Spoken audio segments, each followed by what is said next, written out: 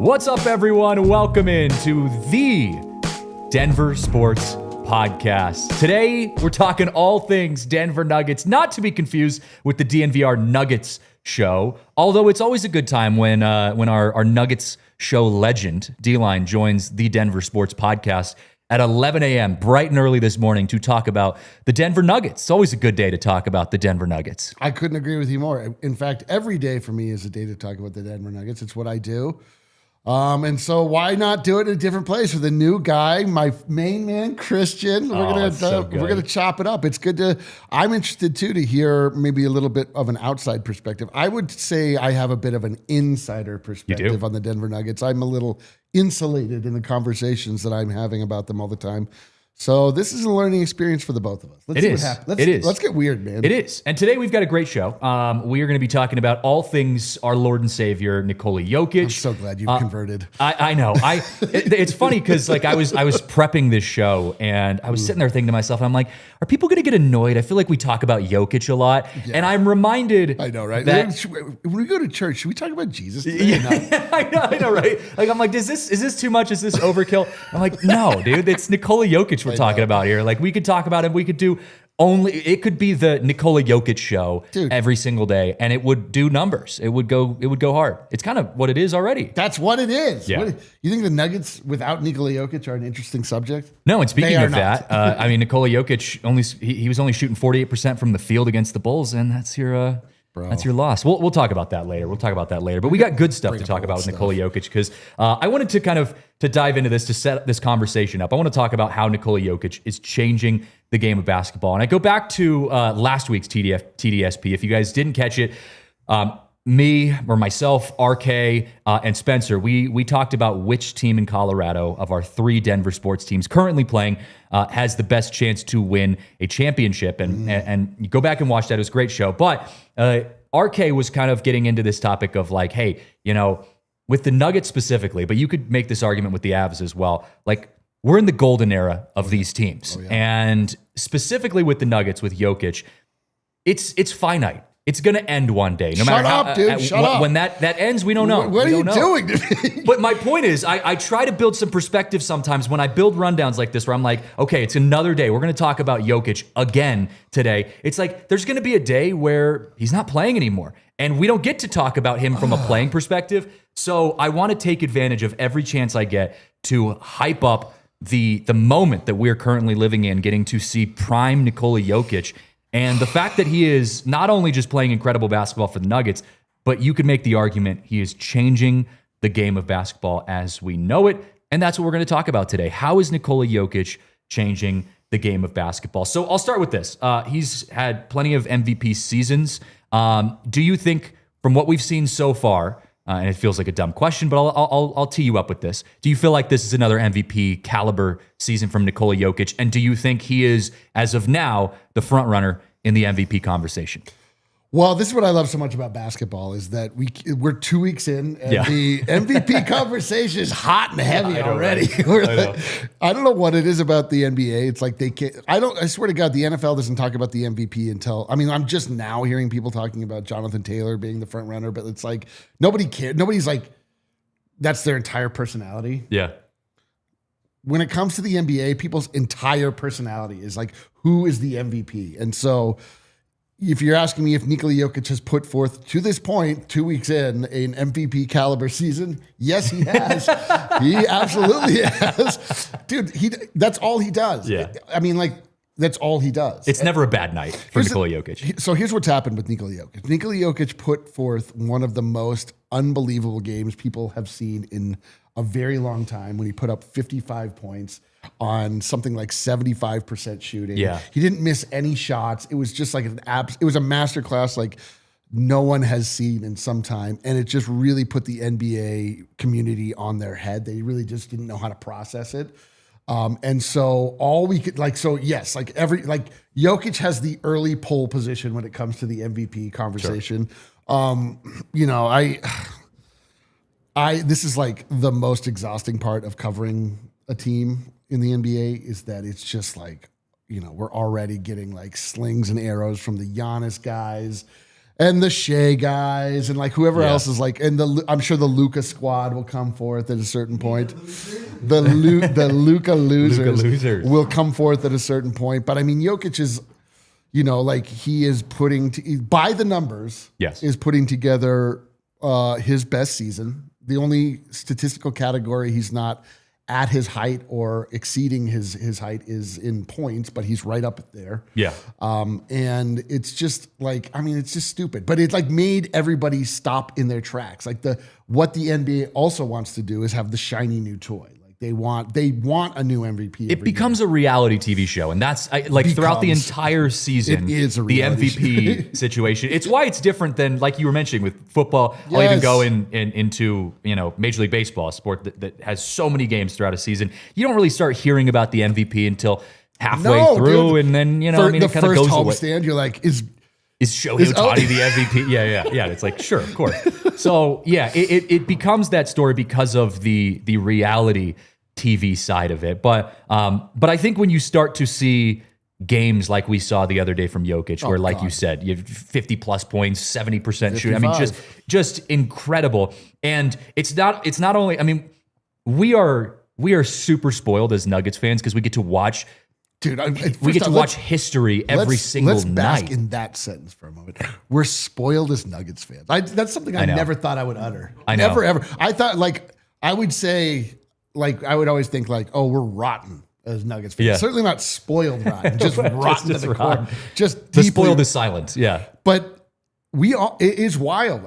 Truthfully, I have been on any number of shows inside these here halls and outside, and I just, for the uninitiated, which there are very few now, you kind of understand when you have to always use the mom test. Like, does your mom know who this player is if you just casually mention them?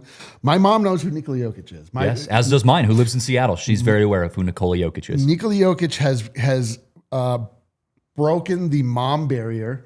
And so you know that he actually has done something very special, and he's done it in a way that is not through commercial pursuit. He's not been put forth by the NBA to be their face of the NBA. He's just done it in a truly meritocratic, old-fashioned, traditional. Dude, he's just been incredible, and it just keeps getting better and better. So I just always have to be like, it is such a gift. I don't know what we did to receive this gift. I think it's we remained humble. You know, we never really got outside of ourselves, outside of our Bronco fandom. But everybody needs some release for their dickheadedness. Yeah. But the fact that Nikola Jokic found his way to our town, our cow town, our humble confines, our humble abode is something that I just don't know if you can ever stop appreciating and thinking it is wild that you don't look at other players that we have. Nobody's like oh man, Nathan McKinnon's going to stop playing someday. And it's even though he's incredible, same thing with Cale McCarr, but Jokic is so great. All you can think about is how bad it's going to be when he leaves. I know. He's the only player that fits this category. It's like when you're having the best Saturday and then you get into Sunday and you're having an incredible Sunday and you start to feel that thought creeping into your head. It's the nonstop Sunday scaries. You're like, Monday's coming up around the corner. It's so good that all you can think about is how bad it's going to be when he goes. That exactly. Is what the end of a vacation. Yeah. That is how good Jokic is. It's exactly. Jokic is so good in every way that he's post enjoyment. You can't even do that. You just be like, oh man, you're not living in. No one tells you it's the good old days until the good old days are gone. Yeah. Not one other athlete. John Elway were just like, kick ass. Yeah. And then you're like, oh, he retired. You're like, what? Yeah. Jokic is like, it's too good to be true. It's too good to be true. In his prime, we're like, oh God, the countdown clock has begun, dude. Our mortality. Yeah, no, so funny. it is a wholly unique sporting experience that I don't know that you'll ever experience again. And you're right, it just makes us feel like, I mean, there's the beautiful part of that, which is you do find yourself being like, I'm going to watch every game. I'm going to watch every single game. I'm going to go to battle. I'm going to fight down the infidels and make sure that they understand that their plight is unjust and mine is holy.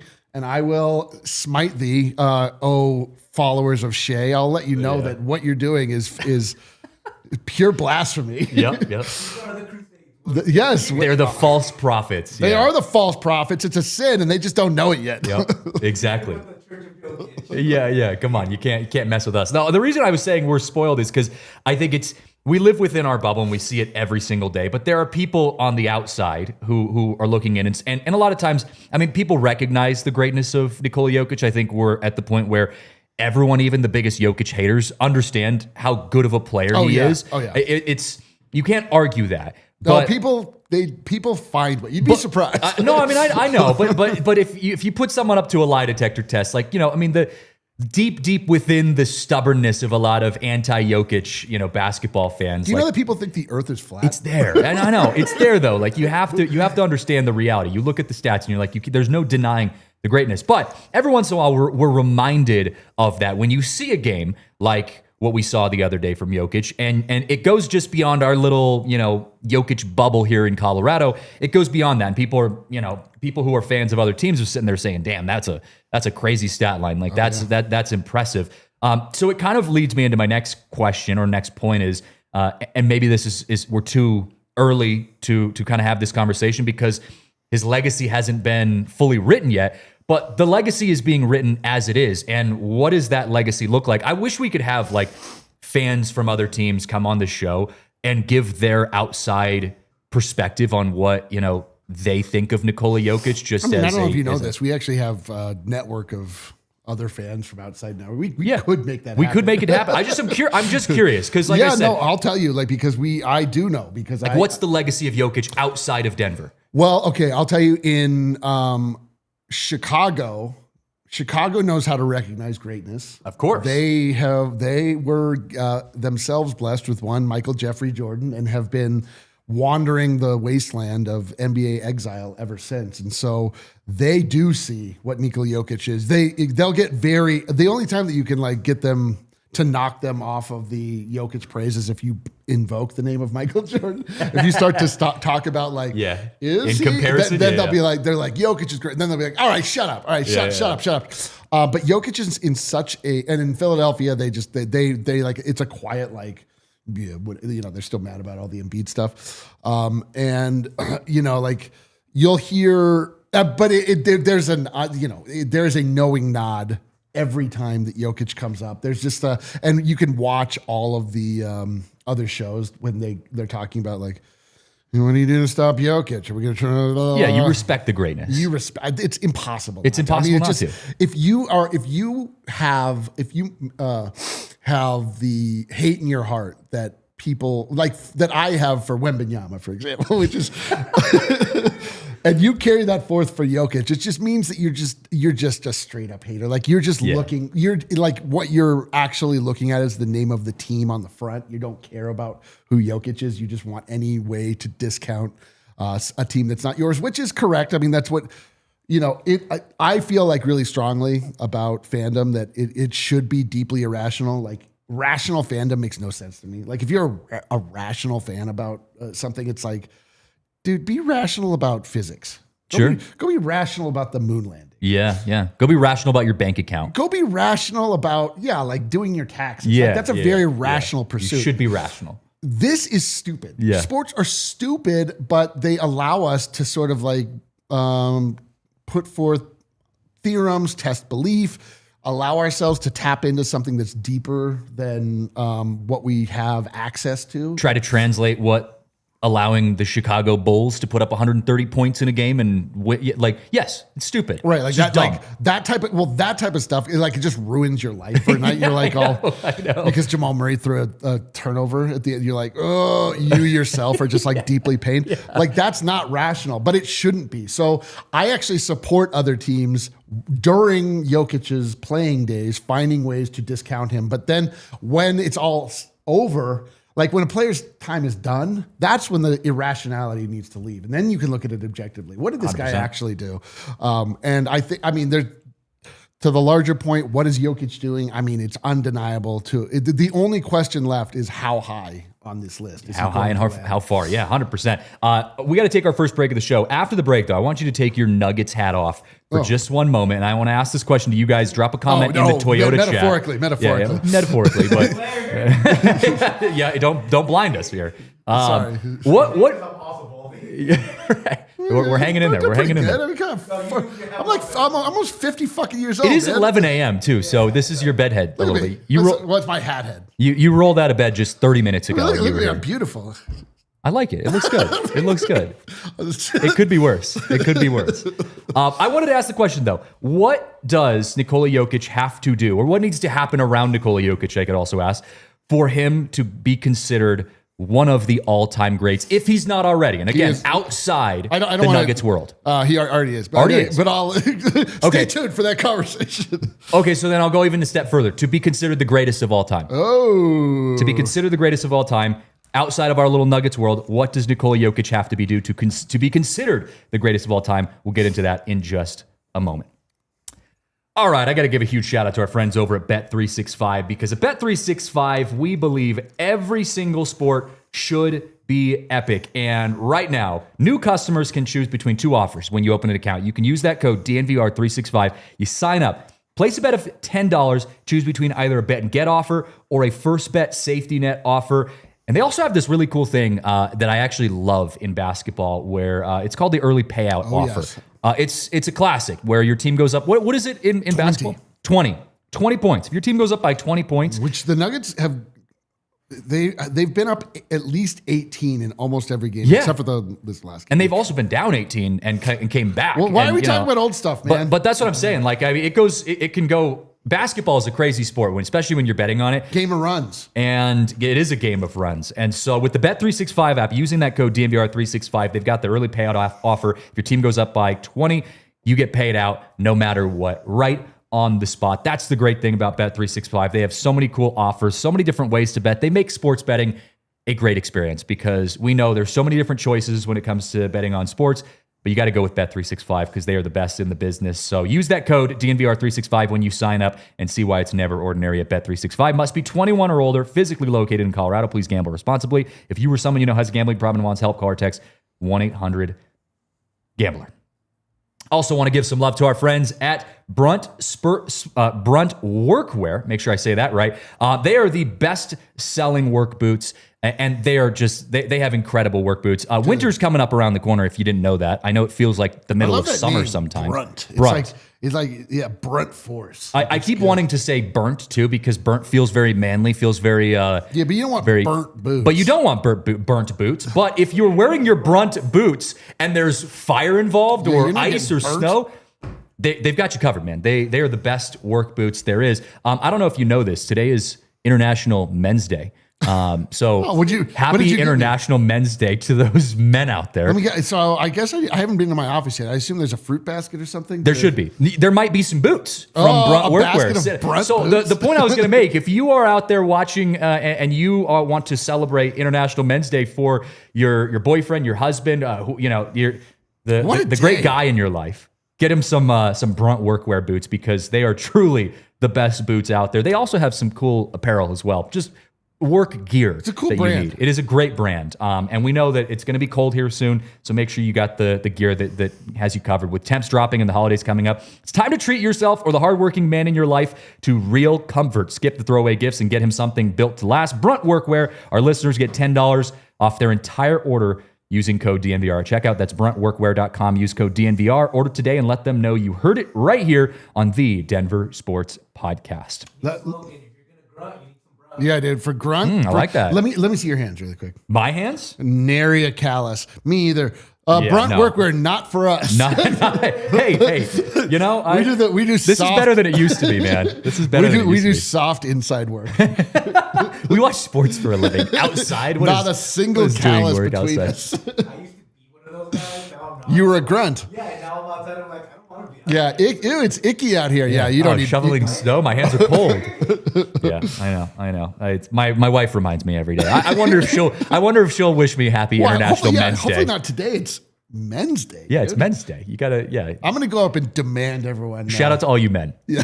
Shout out to the men. To the men out there. I'm gonna demand that everyone wish me in the comments. If I don't get wished Happy Men's Day by one person, we're shutting this show down. That's all. Who comes up with these? Who comes up with the it's international this day. It's on international. This one, I'm day. gonna say mended. It's men. One of those tweets where we're all tagged. We have to put all the men in the company. It's like 5,000 guys. Everyone say. Well, speaking of the great men in our lives, Nikola Jokic, a legendary man in all of our lives. I don't believe he's a man. I think he's something greater. He's something. He's a spirit. He's something beyond what we can fathom. I asked the question before the break: what does Jokic have to do between now and the remainder of when he retires, the remainder of his career, to be considered one of the greats? You could already throw him in that category, but so let's go even a step further. To be considered the greatest of all time, what is the metric? Again, taking your Nuggets hat off. I did a before. neutral. Everyone got made fun of me. I know, a neutral take here, D-Line. What do you think it has to be? It's simple. You've been in these conversations, or like you've been adjacent to these conversations. You've been bombarded with these conversations. We've been embroiled in this conversation over the past decade. It's been LeBron versus Michael Jordan. Who's the GOAT? Who's the best? And what is the metric that everyone uses? It's rings. Rings are what get you to that hallowed ground. It's not. And so Nikola Jokic simply needs to win 6 rings. That's all that has to happen. Okay. That's all that has to happen. But I'll tell you what, like Nikola Jokic, in my view, and even without hyperbole, is the most skilled basketball player I have ever seen in life, on film, in highlights. He possesses something that I just don't know that you can really fully appreciate unless you see it expressed over like many games and many seasons. And inside, he is able, and he says as much, he's able to put the ball exactly where he wants it to go. He would be like an unbelievable pitcher. Mm-hmm. Like he'd be able to paint the corners. Oh yeah. Because Tariq Skubal-esque. That's exactly who I was thinking of. Tariq Skubal. That's my guy. Buddy. I got you, buddy. That's my guy. I think we're all Tariq Skubal. Ultimate painter. Picasso on the mound. Yeah, dude. I was thinking of Lance Painter, or Curtis Painter. There you go. Whatever. Who cares? Point being is that the point being is that he's able to just. He has the ability. Like you watch Jokic around the rim, and not like under the rim, not like dunking, but like you watch him with his whole suite of finishing, like his hook, his floater, his touch is like something I've never seen before. It just, the ball goes on the rim. It doesn't bounce off with like the same kind of trajectory that it does when other players shoot it. It just kind of like softly touches the rim and it hits out and it just falls feels in. like the ball's smaller, like when he shoots it. Like, like have you ever gone out and you're shooting hoops, in your driveway, and maybe you had like a volleyball laying around and you were shooting hoops with the volleyball, or you had maybe a women's basketball, and it feels so soft. That's how I feel when if this was the Jokic NFL, we would be seeing if he had deflated the ball. Exactly, 100%. But his touch is the most remarkable thing I've ever seen in my entire life. Yep. And you pair it with it, the obvious IQ factor. It's not only knowing, like being able to put the ball where you want, knowing where it should go. Yeah. And he also has the judgment. He just kind of exists above the game. He's a shooter. He's a big man. He's whatever. He's whatever he needs to be. That's why he's so, like that. That's why it's so impossible to game plan against him, because you can decide like, okay, we're going to make Jokic a score tonight, which means we're going to guard him one-on-one. We're just going to put our center up against him, and he's going to cook your center. It doesn't matter what center it is. He's going to make them look foolish. Like I used to love, especially when there would be like a new hot shot, super athletic center that came into the league, like when DeAndre Ayton first came into the league. Guys that like are just like very athletic and like they look the part, and Jokic just makes them look so stupid because he gets them up in the air and they just goes around them and drops it in. And then there's like the guys like Rudy Gobert who are just like a stalwart in this league. He's like a 8 million times defensive player of the year, and Jokic he doesn't even see him. He just makes him look silly. So he's got all of these he's got everything that you need to be the greatest player of all time. And now it just comes down to, okay, like he's got the skills and now he needs the resume. And But okay, so I'll go a step further than that. I see a couple people in the comments as well adding their takes on this. How many rings? Because you said 6. Okay, 6 would be, God, we'd be living in utopia over here in Colorado if we could get 6 rings. But realistically, the MJ team back in the day had, Hall of Famers alongside of him. I mean, it's just, it's a different depth between the Lakers, between the Bulls in their prime, and the Nuggets. Although the Nuggets have depth and they have good players around him, it's still pretty much on Jokic's shoulders how the night is going to progress. So how many rings, if you're weighting rings on Jokic's back, how many rings do you think he needs to be in that top 3? In the top 3, I mean, he could probably get away with like winning 3 to 4, maybe. I think you give me one more. You give Jokic one more ring. In Denver. You clearly are not part of these like horrible debates. No, I'm sure. I am. But you asked for an outside perspective. No. I didn't grow up in Denver, and so I come into college. I grew up in Seattle, the RIP, the Supersonics. And so I didn't have I know. I didn't have an NBA team to watch when I was like a kid out after the Sonics left. And so I also hate the Thunder, by the way, just throwing that out there. Oh, you hate the Thunder, the team that was stolen from you and had now created the worst brand ever, and now have a grifting superstar that no one should like? Exactly. Yeah. Okay. Absolutely hate Hard them. to imagine. It was nice to move to a city that Russell also Westbrook. hated the Thunder. But just throw them away. Erase them from the map. But, I feel like, the ability to win even just another championship in Denver, a place that has struggled to find NBA success over the years. And they've had none. They've had none, exactly. I mean, Carmelo was the closest you had. So it wasn't close. And so the fact that if Jokic could come out and win just another championship in Denver, it's why, to go back to the baseball argument, it's why I wanted to give the MVP in Major League Baseball this year to Cal Raleigh over Aaron Judge, because Aaron Judge had the better numbers, but Cal Raleigh was a switch-hitting catcher who had almost the most home runs we've ever seen in baseball. That weighted means more to me than just a guy, an outfielder who just is a really, really good hitter, one of the best hitters we've ever seen. And that to me, Jokic, just his ability to just get even 2 championships in the city of Denver means more to me than the Lakers. Sure. Yes. No question. But you're asking me, like, if he wins another if they win another championship this year and he gets another MVP and he gets finals MVP, which if he's in that conversation, you can, I mean, like all 3 very much on the table. I think people will be hard pressed to keep him out of the top 10. Really now, it's this talk fires up every single year. It starts off very insulting. Every year it starts off like, he's either the best passing center we've ever seen, and then it progresses to, is he the best? Is he one of the top centers of all time? And then it's and now it's like, could he take Shaq? Where they're there, it's like Jokic versus Shaq now. Which, if you want to talk about skill, it's not even close. Like Shaq was just a big guy, but the thing that like everybody points to with Jokic is his defense. But the problem with Jokic's defense is that he plays a different style he does everything different. He just doesn't. He's changing the game. He's changing the game. I don't know that he's changing the game because he's so like self. Like it's unique, like it's a unicorn. He's not like Steph Curry where everyone's going to be like, he's changing the game. Like everyone's going to start shooting threes now. It's like, everyone can't be like, I'm going to be the smartest, most skilled center of all time. That but I don't know. It's tough because if he does win another championship, like I think that he'll probably break out of that. Is he the best center of all time? Although, I mean, to be fair, like the center category in the history of basketball, you have Will Chamberlain, you have Robert, or what am I saying? The guy from Boston. Why can't I remember his name? Bill Russell. Jesus Christ. You have these guys, these monoliths, these massive guys that frankly were taking advantage of far inferior competition back in the day, but very Babe Ruth-ish of them. Yes.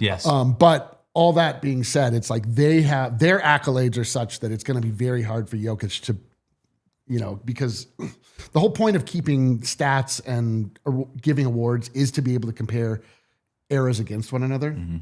And we're in the place now where Jokic just needs hardware. He has to have hardware to be able to break into that conversation, to get into the top 10, to get into the top 5. And it's not the craziest thing in the world to think that he could, when it's all said and done, be the best basketball player that anybody's ever seen. And we all just universally say like, okay, what are we going to say? Like his stats, his advanced stats, like the things he has done in this league are so unthinkable that we can't help but give it to him. But we're very far from that. We're very, very far. Yeah, and again, doing it on a team that, albeit has some good playmakers, is not the Bulls in Michael Jordan's era. It's not, even vintage Lakers at times. And so I just think it, like I said, it holds a little bit more weight in my eyes. But we got to hit our next break of the show. After the break, he's going to need some help from his team. And Jokic, I should say. Oh, I thought you and here were my team. I was just needing. We are a team. We are a little help on this show from you losers. I do. Yeah. Can you actually take over? I need to go take a break. Jokic needs some help from his team, and I wanted to ask the question: what's the biggest threat facing the Nuggets this year? Is it come from within the team, or is it come from outside? We'll talk about that coming up after this break. All right, huge shout out and huge love to our friends at Toyota, because Toyota is the official vehicle of DNVR, and it is my personal driver. I use Toyota. I have used Toyota since I could drive, literally since I was 16 years old, got my learner's permit, got behind the wheel of a vehicle. It was a Toyota, and I have not looked back. That's because Toyota is the best. If you're backing up, look back. You should look back in that regard. You should drive your safely. Rear view mirror. Yeah. Although with Toyota now, so I have a new 2024 RAV4. I look forward. It looks back. And granted, yes, you still have to be aware of your surroundings. Don't want to be giving any false ideas here. But you've got check your mirrors. The look monitors. Back that way. Look back. When I backed in here at the office, those, I don't know if you know this, but those spots back there, I do pretty know. damn tight. Yeah, I punted on them. I went and I did street parking today. Yeah. Those are very tight spots back there, and I have my backup assist that has the different. The 2024 RAV4 is incredible. I know Spencer. I was talking to him yesterday on our show. He just went from the new Tundra to the Forerunner, and I mean, you just can't say enough good things about Toyota. They have not only the best equipment inside the car, but they last forever, and that's been my favorite part of Toyotas. That's why I will never go to a vehicle other than Toyota, because they just I finally sold my 2007 Highlander to get this now 2024 RAV4, and it had like 270,000 miles on it, and it could probably still go another 100,000 miles. That's it's just a ludicrous number of miles. I didn't even feel bad selling it. I'm like, this car, I sold it to I'm like, this car's gonna last you for the rest of your life, buddy. Like it's great. You just can't go wrong with Toyota. So if you're in the market to get a new car, visit your Front Range Toyota stores at a location near you. AutoNation Toyota, Arapahoe and Centennial, Corwin Toyota in Boulder, Groove Toyota in Littleton, Mountain States Toyota in Denver, Stevenson's Toyota East in Aurora, and Stevenson Toyota West in Lakewood. Toyota is the official vehicle of DNVR. I also want to give a shout out to a new partner of ours, Fire on the Mountain. This is a new one for me. I got to try Fire on the Mountain the other day. That was your first time? It was my first time. Bro, incredible.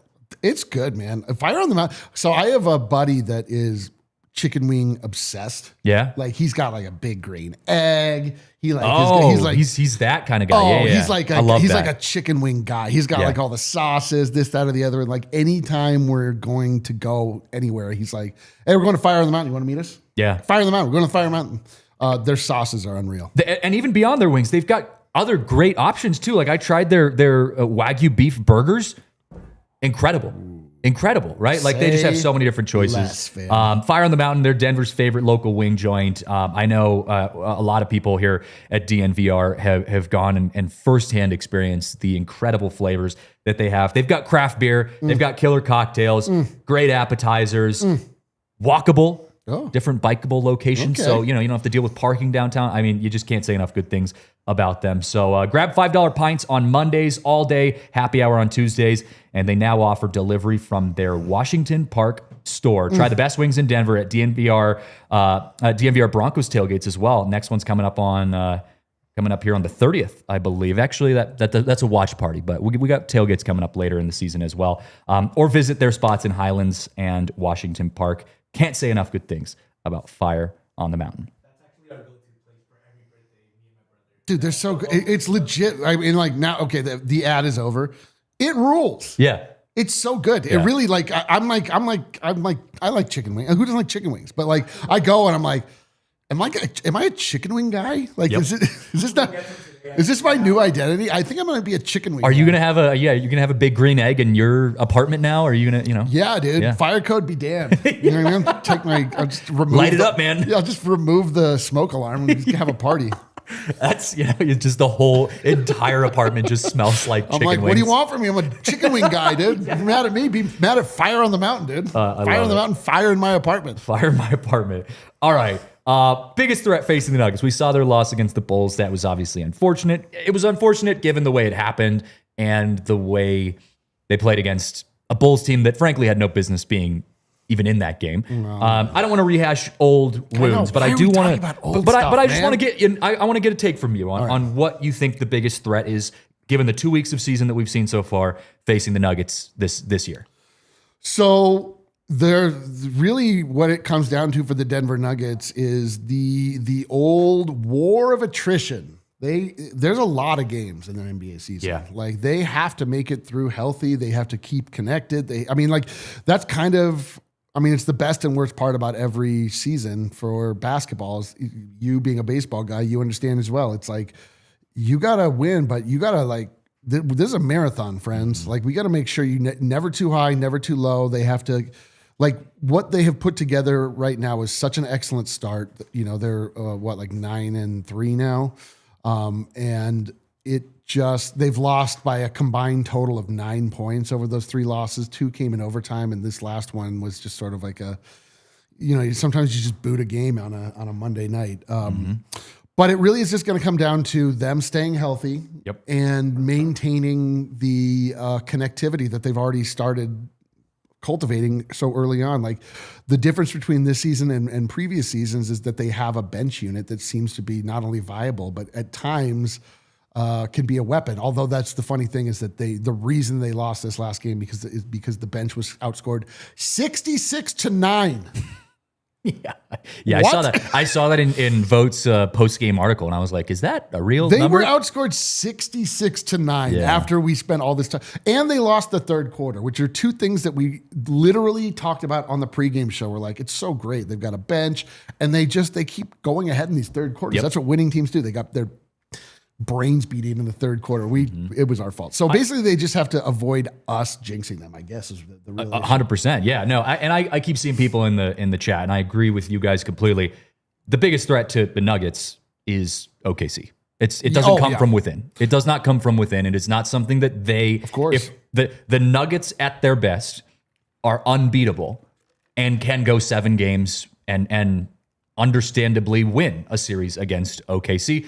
But if there's a team that's going to have the Nuggets number, it's going to be OKC. They're going to have to get through them at some point this year. And that's it. I don't think there's any other threat. Again, knock on wood, besides injury. Injury be damned. Well, that's the thing. There's no other threat to the Nuggets. That's the thing is that like the course has been set. The team has been assembled. Everything to this point has been done correctly. And now it's time for, we have to see what it looks like for David Adelman to be at the helm of this ship when things go awry. Yeah. Is he able to keep the team motivated and focused and, quell any infighting or whatever things arise? We've been doing this for a while. We hear things about the dynamic of the locker room, some that we report, some that we don't. And, it's interesting. The NBA specifically is interesting because of all of the leagues, it's the one where you have 5 guys on the court at any given time. You have a close up on guys' faces all the time. There's nothing obscuring. So it's like, it's an intimate.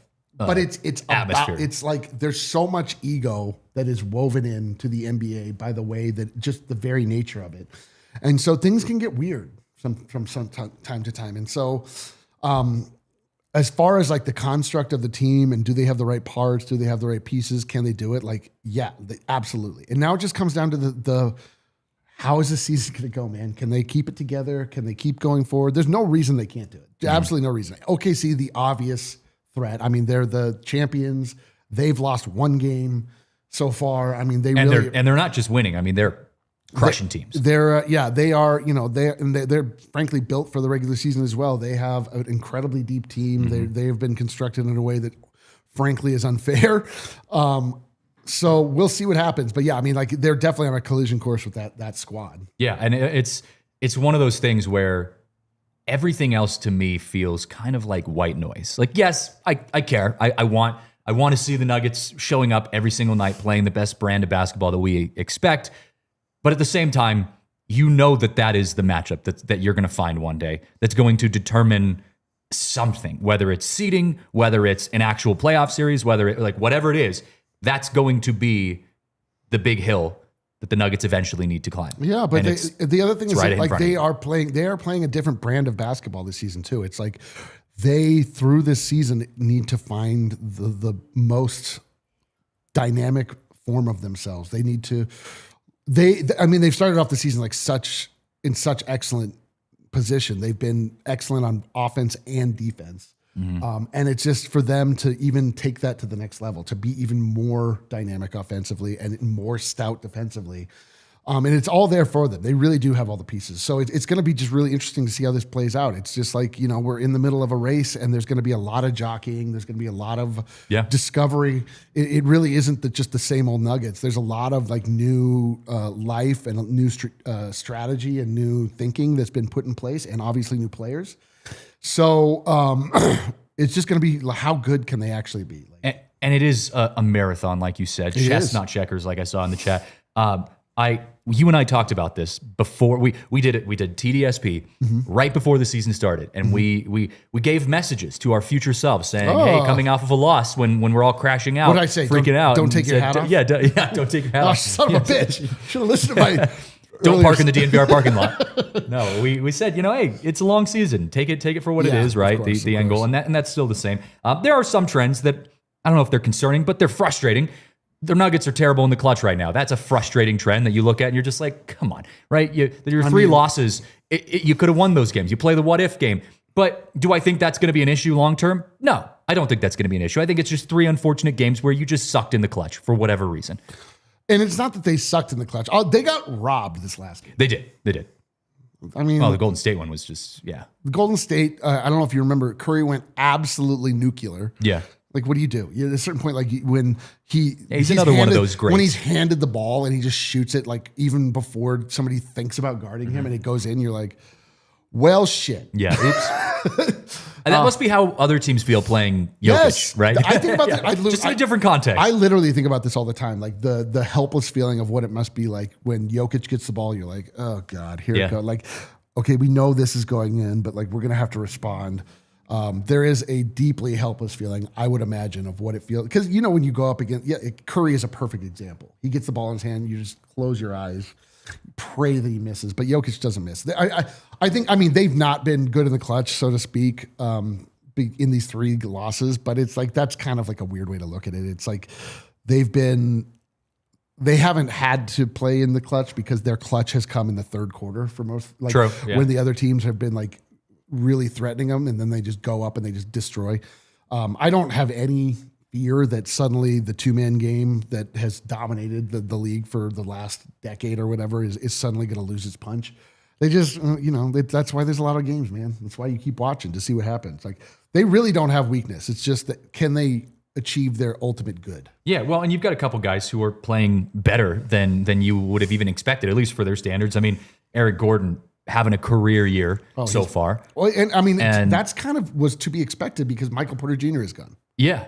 So I was going to say, so I mean, like, yeah, what leads to that from Gordon? So the flexibility of not having MPJ on the floor anymore is allowing Aaron Gordon to. So here's the thing: excel. is that like Michael Porter Jr. You see now is going to Brooklyn, and he's the best player on an atrocious team, right? And it's like he has for his entire life been the number one guy, even though he didn't play that much, but he was like touted as the number one recruit, number one.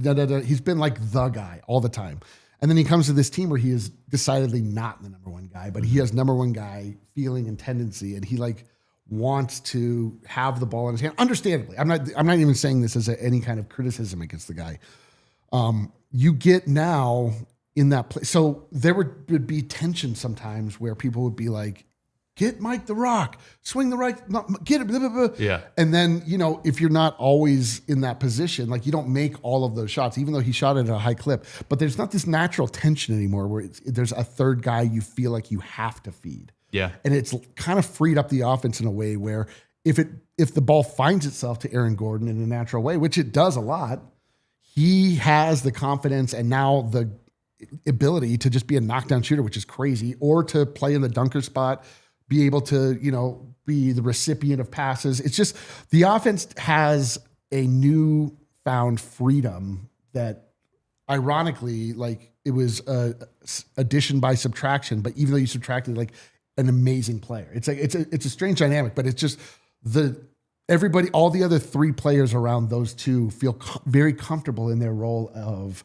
I'm going to lock down, play great defense. And when the ball finds me, I'm going to make the most of it, but I'm not going to be pouting in the corner if I don't receive. Oh, absolutely. Yeah. I mean, there's plenty of situations in sports where a guy is a great player, but is a better fit on a different team. Yes. I mean, God, the Rockies are on the wrong side of that every single year, right? Why are we talking about old stuff, man? You just throw out bad players to other teams and then they become good again. I love right? watching the World Series. You're like, oh, that guy was a Rocky. That guy was a Rocky. That guy was a Rocky. Exactly. So it happens the opposite way to the Rockies. The Nuggets, they're seeing the positive side of that, where they're saying, hey, MPJ is a good player, but just, we needed something different, and he needed something different. And that's what we find right now. It leads me to my next question. We got to pause quickly for our last break of the show, though. But after the break. This show was just getting good for once. It was. Well, I'll try to keep it rolling. Well, we'll Biggest try. X factor for the Nuggets in 2025. We'll get to that sticking around for in just a moment. All right. Simple enough. Quick little break. And, that was and we're it? back. That was it. Just take a breath. Just take a little breath. I didn't want to slow you down too much. You were on a roll there. I was, but it's over now. I'm very Can we get you back into it? Yeah. Let's find out, dude. Let's find out. Do we need to get you some Fire on the Mountain wings to get you back in mode? Don't tempt me with a good time. I love it. All right, biggest X factor for the Nuggets 2025 and 26. Biggest X factor for the Denver Nuggets is really going to be there. There's kind of like an X factor, like it's kind of, so. In a lot of ways, it comes down to the backup one. We don't really have a backup point guard. And so a lot of weight is falling on Jamal Murray because he's looked at as the guy that needs to be the primary ball handler for the starting unit. Then he comes out, and then Jokic in many ways is the primary ball handler when Jamal Murray is out. And then Jamal Murray comes back in, and he is the primary ball handler for the bench, which is a lot to ask of one player. We don't really have a backup point guard, which is frustrating. But, like you could say in many ways, Cam Johnson, the new addition who we got for Michael Porter Jr., is in many ways an X factor. He really had his first breakout game, last game, ironically, that they lost. But if he's able to turn it on and the Nuggets starting five become all that much more dangerous, it should just be lights out for the league. But then it's like the bench, it's like Tim Hardaway Jr. has been such a revelation. He's been so dangerous. He's been so incredible. He's been such a knockdown shooter, and he didn't have a good game last game and they lost. So that you could look at that as, wow, that's truly an X factor. Like that is the player that's kind of tipping the scales between the starting unit and the backup unit. There's, health is a big I saw health in the chat. Like that was going to be mine. Yep. It's just the X, like it's the bench in a lot of ways, but I think it just, at the end of the day, it's like if we get Cam Johnson giving us his career average, which is around 18 points, He scored 19 last game, and he knocks down wide open shots like he has been given all season long, and like inexplicably has not been hitting them. But he did hit them last game. If that happens, like, forget it. Just go home. Like, everyone go home. Yeah. Go home. Go to Fire on the Mountain. Enjoy yourself. Healthy Nuggets is unstoppable, even against OKC, in my opinion. I mean, it's just that's the reality of it. So I'm with Sammy in the chat too. It's health for me. You get Christian Brown back. You've got Jamal Murray not banged up. Jokic. Jamal Murray's had a great start. Kale was saying before the show that he thinks Jokic is going to sit tonight. Just because he's been playing a little banged up. I mean, it's just his wrist, yeah, like it's just those kind of things, right? You just and look, don't get me wrong, that kind of stuff happens. Every team is going to go through injuries throughout a season. OKC's dealing with it, Golden State's dealing with it, like the Nuggets are. I mean, every team you can go through has injuries to talk about, but it's whether or not you can find a way to get to the big series of the season, the playoffs, and I don't know, matching up against OKC, and have your guys who need to be ready to go. That's all that matters. Yeah. I mean, again, the Nuggets have it all. They got it all. Yeah. We got it all. What more do we need? It's just you got Nikola Jokic. You got everything. Everything you could ever ask for. Truly. But they now have a full cadre of players around him that should be able to get the job done. I just think that, like it really comes down to either Tim Hardaway Jr., Cam Johnson, Christian Brown, Bruce Brown. It's like any one of those guys, even Val, Big Val, Jonas Valanciunas. It's like, they just need somebody else to step up on the bench to make the bench unit a positive or at least a neutral and not get outscored, 66-9. Yeah, 130 points in a 66-9 and the Nuggets lost by 3 points. Think about that. I know. What if they got outscored 66-14? We win. Mm-hmm. And that's still an atrocious night. It is. It really is. It's tough. It's a tough situation. So the starting unit, good. They're good. Bench unit needs usually good. Not a little bit of improvement. Not good. But we had Christian Brown, I think, is showing his value through his absence. 100%. That happens a lot of times in that it just allows, Peyton Watson to be a bully on the bench. Guys that are able to bully other teams' benches. Even though, you want them to have, Peyton Watson certainly wants more time with Nikola Jokic. That's the funny thing is, like, everybody looks incredible when they share the court with Nikola Jokic. When you don't, it's like your stats dip. Jokic versus non-Jokic minutes. Yeah. So whatever. That's the X factor. Bench. I think the Nuggets will give us a little more information tonight. It's tough with one. The Nuggets lost their first game without Christian Brown in the lineup, and so obviously it's that. You kind of get that little nervous anxiety of like, oh man, maybe we need to like come up with some adjustments without Brown in there. I think you just give them a couple more games. 2 goddamn shots off the bench, you're fine. Yeah, like the bench stunk so bad. It is tough. It's tough. I know this is a very biased audience that we have here on the show. The Denver Sports Podcast. The Denver Sports Podcast, talking solely about the Denver Nuggets. Yeah. I asked the question last week on the show. Yeah, stop being so biased. Yeah. No, but I mean in the sense that, like, compared to our other sports teams here in Colorado, the Broncos, the Avs, and then the Nuggets, who do you think has the best chance to win a championship in Denver? Okay. I'm going to assume you say the Nuggets, and we had a lot of people saying the Nuggets on the show, but I want to hear your take on this. Who has the best chance out of our 3, like, best in each sport teams? I'll rank them. Who do you think has the best chance to win a championship? Number 3, lowest chance, Denver Broncos. Fair. Number 2, second lowest chance, but still a good chance, the Nuggets. And the number 1 is the Avalanche. Really? The Avalanche have not lost a game, dude. They haven't lost a game. But hockey, okay. No, they are. No. And this is no disrespect to the Avs, because the Avs are damn good. So, but this is like funny because it's like the Avs haven't lost a game. I think the Nuggets would beat the Avs at basketball, if that's what you're asking me. But okay. Yeah, sure. The Avalanche are the Oklahoma City Thunder. Okay, so here's my only pushback on the Avalanche side. Hockey is a just random sport in the postseason. Of course it is. Of course. It's a harder sport to win in the postseason. Yes, the Avalanche, I think, and Kale actually was in the chat on our show last week and kind of put it this way. Like, the Avs have a better team on paper in comparison to their league. Not on paper. But the Nuggets have a better chance in their league at winning a championship. See, I don't think that's true. I just think the Avalanche are just an absolute wagon. I think that like the Avalanche have the best chance to win a championship in the NHL. The Nuggets probably have the second or third best chance to win a championship in the NBA. Okay. And the Broncos have maybe a fourth, fifth best opportunity to win a championship in the NFL.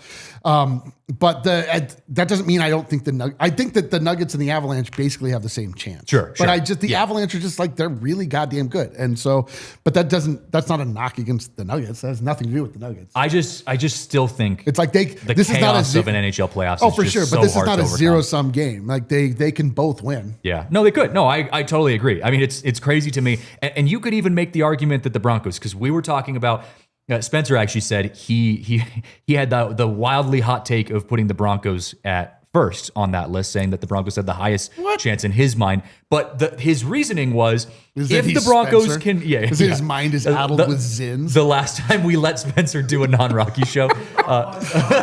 Just hotboxing all Okay, the time. but hear him out. I'll defend him here for a second. His God, good point luck. was that the Broncos, if they can get through Kansas City, have the easiest route to the Super Bowl. Do the Broncos have the best team chance at winning a Super Bowl? No. I mean, right, there's better teams on paper than the Broncos. The Broncos haven't shown us. I mean, they have, Dude, but incredible. they've been incredible. But there's still questions within the Broncos' not bullies. dominance. Yeah, They're not bullies. Like, and the Avalanche are bullies. And but they have the right path. I mean, now that you got through the Chiefs, theoretically, you have the easiest path to the Super Bowl of any team in the NFL. The Broncos have the quickest path to the Super Bowl of any team in the NFL. What does that even mean? What does that mean? It does. I think that all three could win a championship. They could, You're just asking which me- we've never seen. You're asking me in who sports. has the best opportunity to.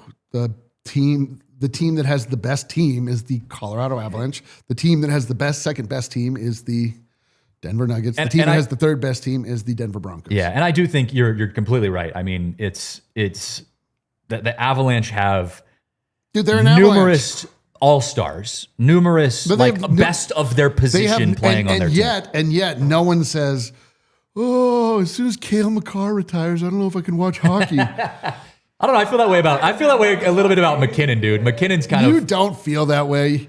not at the same level as Jokic. Jokic is by and far beyond even the You don't greatness even of feel McKinnon. that way. No, you've never had that thought. I have until had that just thought. brought it up. I think of that basketball such an individual. Of course it is. Like any other sport, so like you'll feel more nostalgic. Of course it is. But yeah, no one's like, "Oh man, as soon as Wedgwood, whatever."